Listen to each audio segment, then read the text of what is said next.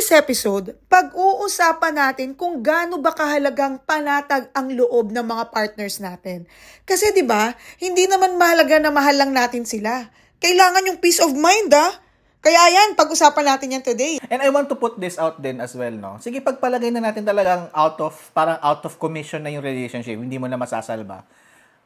Mahirap man ito, pero kasi naiintindihan ko yung mga tao na ayaw kumala sa relationship kasi may pinanghawakan. Like for example, may mga anak sila, di ba? Pero if you think about it, saan ba mas magsasuffer yung bata? Di ba? Bakit hindi na lang kayong mag-grow apart, mag-co-parent na lang kayo?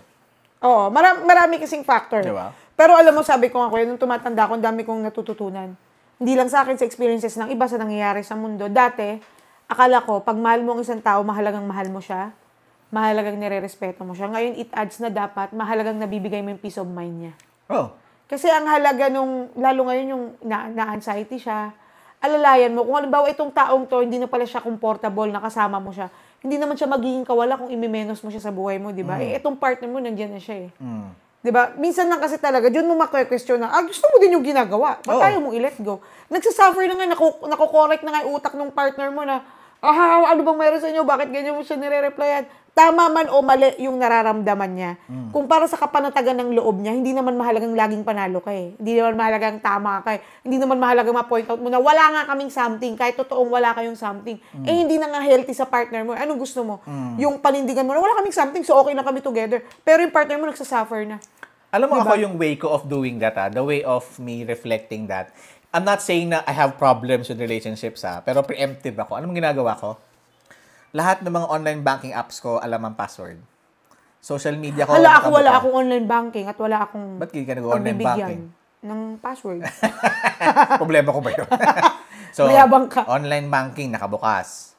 Yung cellphone ko, hindi ko man binibigay yung password ng social media ko, alam Ay, yung wala. password. Delikado ka. Pero, alam... Kasi yung bangko, willing kang ibigay. Pero yung social media mo, hindi mo ibibigay. Hindi pa ako tapos. Oh my God. Hindi pa ako tapos. Hindi naman nakalagot yung mga social media ko. Kaya yung cellphone ko, yung pag-unlock, alam niya yung passcode. So, parang, yung fiancé ko, she has the freedom to validate if ever meron siyang doubts or hindi siya at ease or wala siyang peace of mind kung anong ginagawa ko while I'm outside of the home. Yun na lang yun Kasi kung hindi, mas mapapanatag yung loob ko, na panatag yung loob niya kasi wala akong iisipin. Panatag yung loob niya kasi she can validate herself na wala nangyayari. Alam mo, depende talaga yan sa partner. Katulad nung sa'yo. Pag yung partner mo kasi, binibigyan ka ng feeling na wala kang dapat ipag-alala sa akin.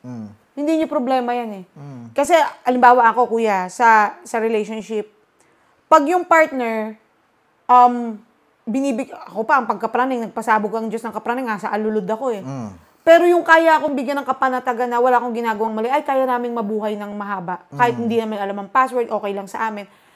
Kung meron mang chance na nagsisilip ako, ano yan? Hindi dahil nagdududa ako sa kanya. Gusto ko kasali ako lagi. Ibig sabihin, nandun ka na sa kapanatagan ng relasyon mo na, safe kami. Walang someone. Alam mo, hindi ko kasi talaga ma-imagine yung buhay. Kasi siguro dahil galing na ako doon. Yung buhay na nag-iisip ka na may iba to, may something sila. Bakit may ganito siya? Hindi ako naman. I'm not saying din naman na yung fiancé ko ay praning or whatever. Actually, mas mature sa akin, mas mentally strong siya, mas fortified mentally siya na parang if sinasabi niya sa akin to, if it comes to a point na babae ako, she can easily leave. Kasi she's secured to herself na if that happens, she can be on her own. She can live on her own. Hindi niya kailangan ng partner, so to speak.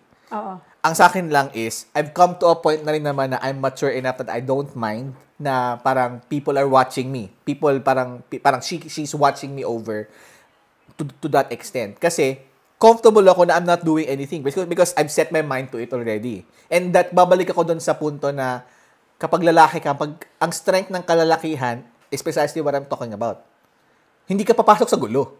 At saka, I cannot imagine for the life of me, kung ako ay lalaki, nagmamanage ako ng multiple relationships. I cannot. Ang hirap nun. Ang hirap nga nun. Ang hirap magtago. Pero anong skincare mo? Ako? Parang confident na confident. Ito tinitignan ko, parang, alam mo yung Belo na facial moisturizer? Baka naman. Oo, Belo, yung pink na sachet, binibili ko sa Mercury. Pink siya na sachet, tas Belo na facial moisturizer, nagbakbak yung mukha ko after kong mag-ano. Kala ko ipopromote mo sila. Hindi, wait lang. Hindi pa ako tapos. Ang bagal naman kasi ng skincare, journey. Bella, what's up? Who touches yours, papi? What touches your skin, papi muchacho? Ano? Mi amigo. Tinitignan kasi kita, tapos parang, nakakagwapo pala ang lalaking loyal.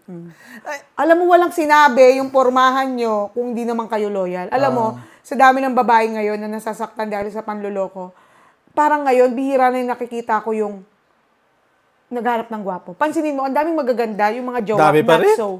Dami pa rin. Hindi ka lang kasi napili. Kasi hindi ako napili. hindi man lang ako na shortlist eh. Alam mo, Eliminated agad. parang sinabit yung resume ko. Eviction. Tinapon agad eh.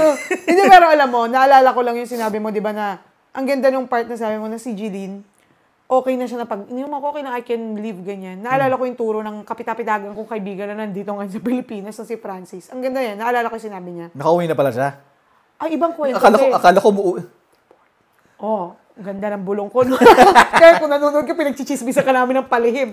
Peace. Hindi, ang sabi niya, punuan mo ng pagmamahal ang sarili mo. Para kung may dumating man na bago, relasyon man yan o hindi, bonus lang yun. So, pag nawala sila, mabubuhay ka pa din. So, unahin mong bigyan ng pagmamahal yung sarili mo para kaya mo. Wait lang, masabi ko lang to ha. Masabi ko lang to off. Hindi siya off topic, pero medyo off Huwag mo topic. lang yung skincare ko kasi Hindi, alam ko. ubus na eh. Ginagamit ni Queen eh. Hindi, kasi kung tanong mo sa akin, who's touching yours? Ako, ang tatanong ko kasi, who's scratching yours? Ang yabang mo naman. Hindi. Pero Minsan, alam mo minsan, eto, medyo Hindi. Sabihin mo muna si Queen, huwag gamitan yung facial wash ko. Para yung kinis ng mukha ko ngayon ay katulad ng dati. Naghahati pa kami. Okay, i-promise mo na ibibili mo na siya ng facial wash. Ikaw ang mag-sponsor sa kanya. Ay, makahiwalay na ng bahay. So, labas ako sa responsibilidad na yan. Grabe naman itong Gusto ko podcast lang- na ito kung saan umabot. Gusto ko lang sabihin, minsan natatawa talaga ako. Uy, ano ka ba? Tignan mo, dinidepend ko tuloy yung sarili ko. Ang daming nagsabi sa akin na telegenic ako. Huwag mo kong ginaano. Dinidedicate niya dinidedicate niya yung 5 to 10 minutes ng episode na to para depensahan yung mukha niya. And then, Uy! ito lang. Gusto ko lang sabihin to out loud. Bash niyo ako, wala akong pakialam. Natatawa ako dun sa mga lalaking palikero. Bakit? Puro forma. Pero mukha namang walang makain. Porket mataba ka? Hindi, ang sinasabi ko lang, set your priorities, pare, no? Ang lakas mo mong babae, pero hindi ka makapagpakain ng pamilya. Parang sinasabi mo na, basta may mapakain kayo, pwede kayo mang babae. Hindi, pinapakain niya lang yung ano niya. Oo. Di ba? Naku, iba. Hindi, huwag ka mang babae. Hindi.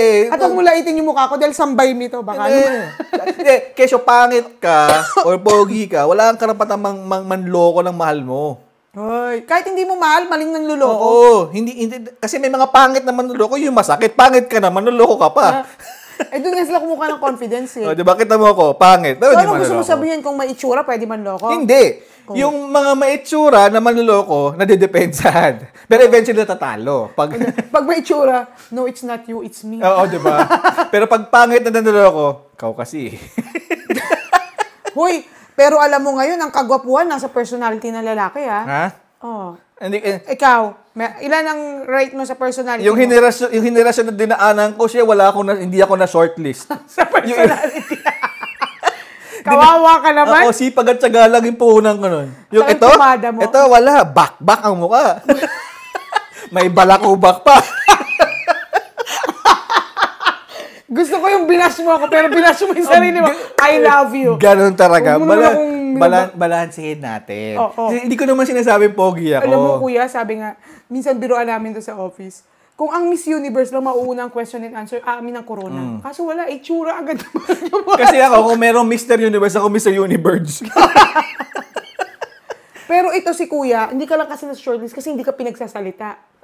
Pag pinagsalita ka, papasok ka agad sa semis eh. Bakit? Kaso itsura pa rin talaga pagdating Hindi, kasi kailangan talaga pleasing personality. Kita mo si Lola Nenas, hindi naghanap ng pleasing personality. Pero si Potato Corner, naghanap ng pleasing personality. Paano ka kung pleasing personality? Ako kasi, alam kong pleasing personality. May personality ako, wala akong pleasing.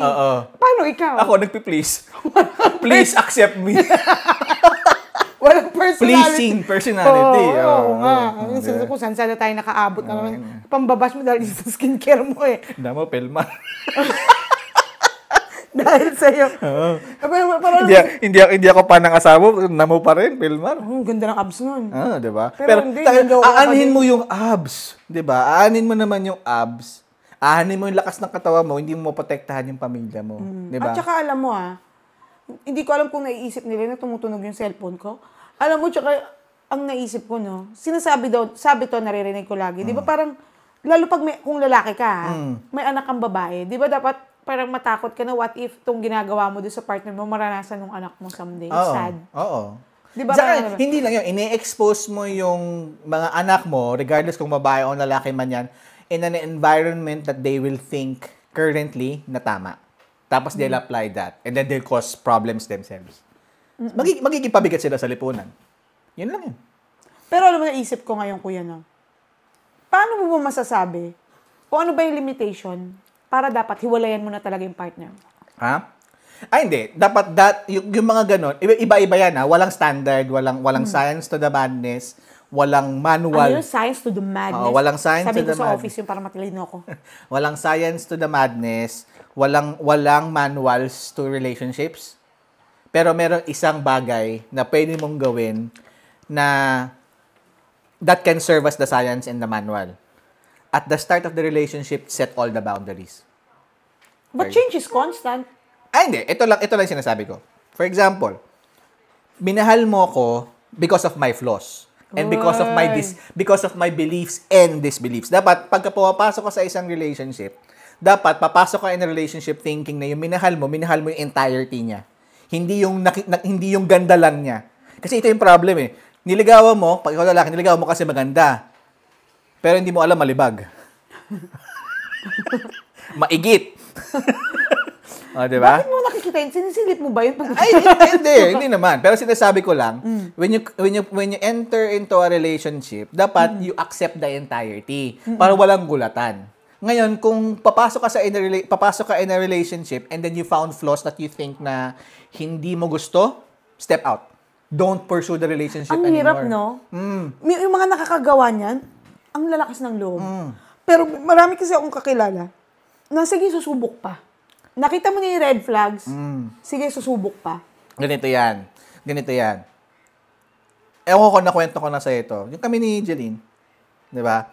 2 years na kami dito sa relationship na to that time. Magkaiba kami ng binoto, magkaiba kami ng prinsipyo. Isa kayo sa nag-away ng Lenny Bongbong. Legit. Pero, think about it. Kung doon ginudge ko siya based doon sa parang political belief niya, so to speak, i-ignore ko ba yung the entire 2 years na magkasama kami na hindi ko pa alam yon? Diba? Or for example, parents mo to. Magkaiba lang kayo ng binoto, hindi mo nasasabayan sa kainan. Hindi na kayo mag-ina, hindi na kayo mag-ama. I mean, if you can do that, okay. Pero alam mo, tama yung example mo na yan Kasi, hindi naman sa unang salang malalaman mo lang. Correct. Alam mo, kapag ka sa isang pre-relationship activity, best foot forward, hindi mo sasabihin sa nanliligaw sa'yo o sa naliligawan mo na, ay, nakatae ako sa sa salawal ko. Sasabihin mo ba yon? Hindi Palalabasin mo, mabango ka. 'Di ba? Wala kang baho sa katawan. Tsaka hindi lang basta yung best foot forward You have to dig in deeper sa tao. Alam mo kasi ako, yung partner ko, wala akong nakikitang something. Yung okay lahat. Mayroon lang isang instance na may hindi ako nagustuhan, pero it's a matter of communication pa rin pala talaga. Kasi katulad yan, di ba sabi mo, bago ka pumasok, ano mo yung do's and don'ts mo, ano yung negotiable sa'yo, non-negotiable sa'yo. Pero what if nandun ka na sa salang, nakita mo, ayaw ko pala ito, hiwalayin mo ba? Ang hirap na, kasi nakabuild ka na ng pundasyon, whatever. Ang simple, nakita ko lang siyang nagagaganon siya. Pag maituturo siya, ganyan. Ako kasi sensitive ako sa mga tao. Ayoko nung... Hindi ko alam, off talaga ako yung pag parang feeling ko, yun nga simple baka dahil sensitive lang ako. Kasi parang for me, wag ganyan. Tinago ko siya, kinip ko lang siya. Pero nung dumating yung time, nilatag ko. Sinabi ko, hindi ko nagustuhan. Sa kanya, wala lang sa kanya yung pag-ganun. Pero ako, eto tayo Kumbaga dun mo na nilatag yung sinasabi na negotiables and non-negotiables. Sabi, wala na sa akin yun. Tama naman. Pero ako, ina-explain ko sa kanya, sa akin hindi.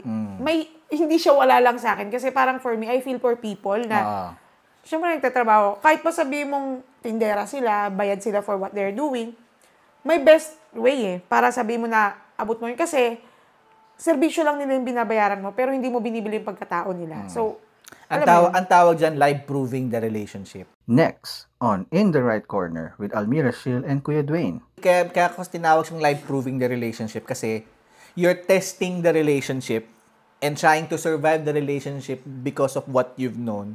Pero hindi siya testing environment. Nasa relationship na kayo. You're live proving the relationship. Para nakita mo yung flaw niya na yun. Hihiwalay mo na ba? Oo, hindi. Kaya pa ba? Oo, hindi.